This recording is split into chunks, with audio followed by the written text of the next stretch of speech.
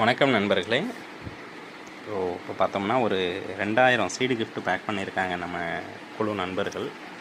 So இது வந்து பார்த்திங்கன்னா ஒரு திருமண நிகழ்வுக்காக வழங்கக்கூடிய ஒரு விதை பரிசு. இதில் வந்துட்டு ஒரு 6 ரகமான விதைகள் இருக்குங்க. அதாவது நாட்டு ரக தக்காளி, நாட்டு ரக வெண்டைக்காய், காராமணி, நாட்டு ரக கத்திரி, முள்ளங்கி, கொத்தவரங்காய்.